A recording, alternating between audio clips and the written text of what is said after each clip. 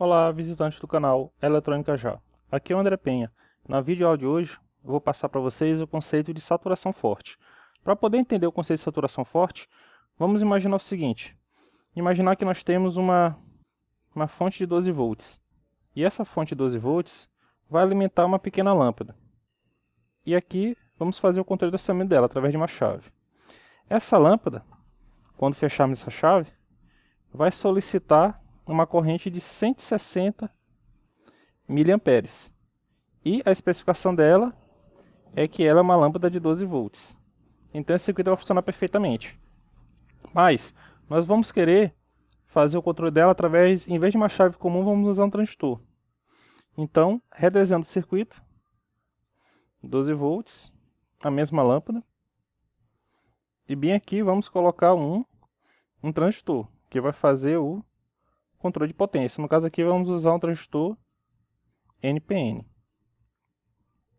Para o controle vamos ter que fazer o quê?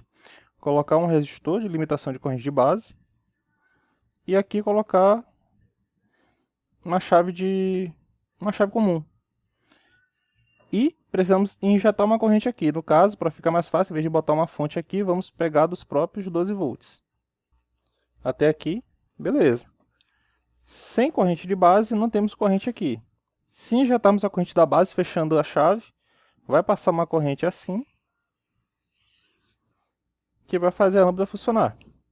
O transistor, nesse caso, vai funcionar como chave.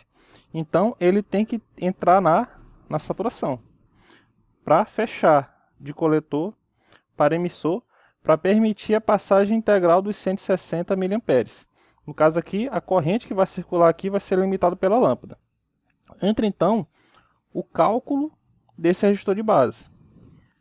Redesenhando o circuito, para ficar bem mais fácil de entender e iniciar o cálculo, podemos fazer assim. Mais 12 volts, aqui a referência, aqui RB, puxando aqui.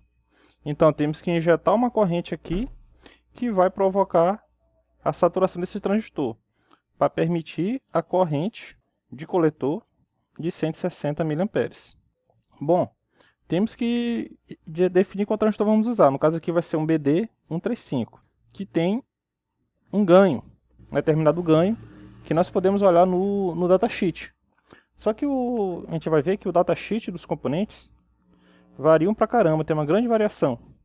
Então vamos fazer a medida mesmo. Peguei aqui um BD135, vou colocar aqui. E preste atenção, ó. Um ganho de 162.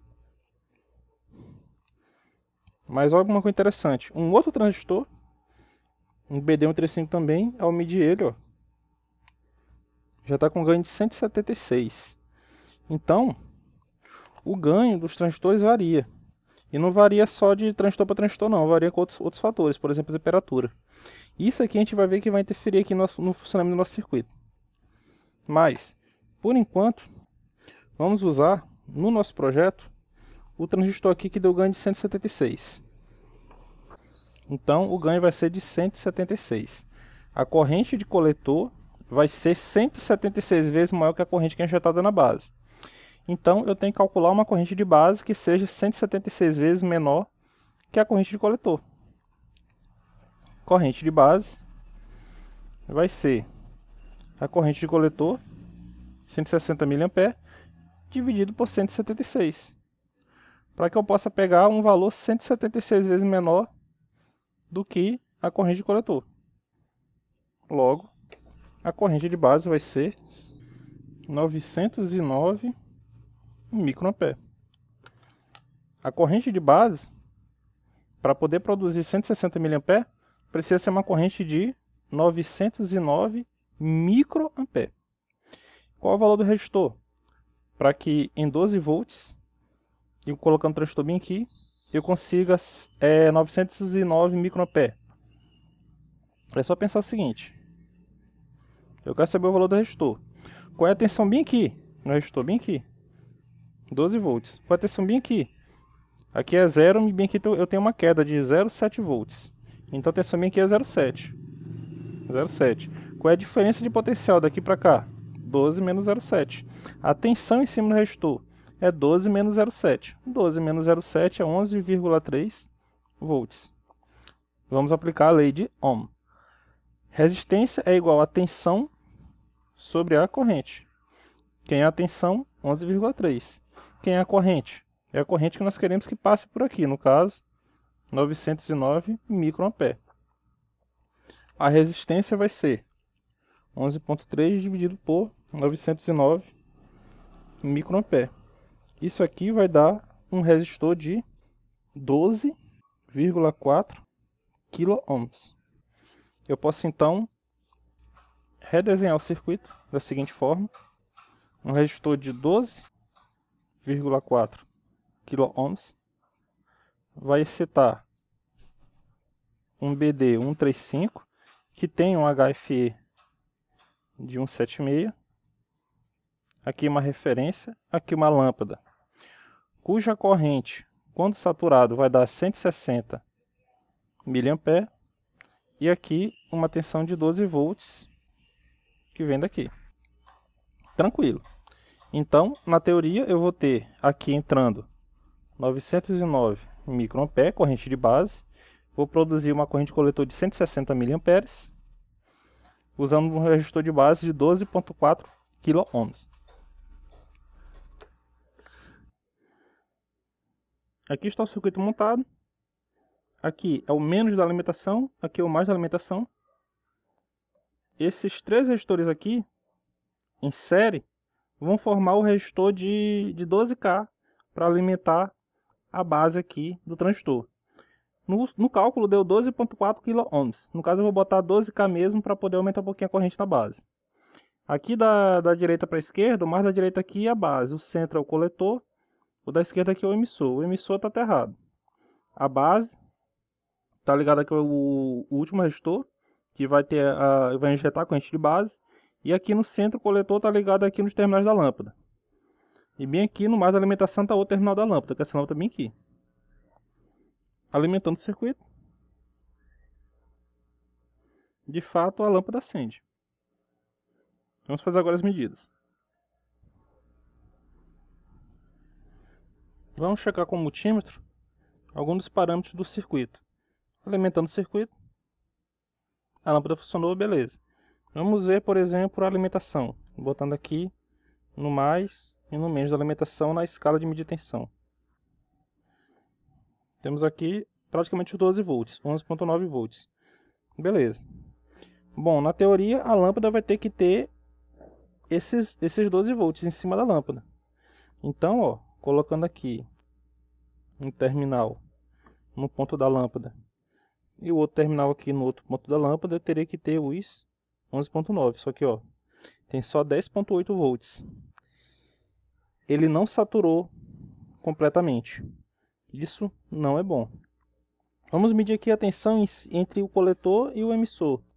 Na teoria, já que ele estaria saturado, entrou em saturação, entre coletor e emissor temos que ter 0 volts. Só que, ó, entre coletor e emissor nós temos praticamente 1 volt. Por isso é que não apareceu os 11,9 lá na lâmpada. Mas, e a corrente que está entrando na base? Será que são aqueles 909 microampere? Isso aqui é fácil comprovar. Eu coloco bem aqui, na escala de medir corrente. Vou abrir o circuito aqui. O circuito está aberto. E vou colocar o amperímetro. Ó, nós calculamos 909 microampere. Só que como colocamos um resistor de 12K em vez de 12,4K, a corrente subiu um pouquinho. Então deu aproximadamente 940 microampere, que é a mesma coisa que 0,94 miliampere. Então a corrente de base está sendo injetada. Agora o transistor que não está respondendo a essa corrente que foi injetada. Normalizando aqui. Vamos ver se na lâmpada está passando os 160 miliamperes calculados. Abrindo o circuito, colocando o amperímetro. Só 155 miliamperes. apesar de termos feito o cálculo assim para ele entrar na saturação, ele não saturou. Por que isso está acontecendo? Porque ele não está com a tensão total na lâmpada, porque a corrente está passando por ele está mais baixa, que o calculado 160 deu só 155, porque em vez de 12 volts está aparecendo na lâmpada só 10 volts e pouco. Isso aqui se explica pelo seguinte: temos que lembrar que na reta de carga, aqui o VCE, aqui C, calculamos de forma que ele aparecesse bem aqui, que é o ponto de saturação. Só que fizemos o cálculo com aquele HFE de 176. Só que quando ele vai entrando na saturação, o beta-CC, que é mesmo que o HFE, ele cai, o ganho cai. O que acontece? O cálculo não vai bater em função disso, porque quando ele chega para cá, o beta-CC já está baixo. E tem outros fatores que fazem com que a gente não possa pegar e botar um transistor como chave só chegando e fazendo aquele cálculo lá, daquela relação lá de IC sobre E, que nem nós fizemos. Temos que levar em conta aqui, nessa situação, ele está o que a gente chama de saturação leve. Ele não está saturado legal, ele está saturação leve. Por quê? Porque ele está entre a região ativa e uma saturação adequada. Ele está no que a gente chama de saturação leve. Por isso é que os valores não estão batendo. E é por isso que entra o conceito de saturação forte, que é o que vamos ver agora.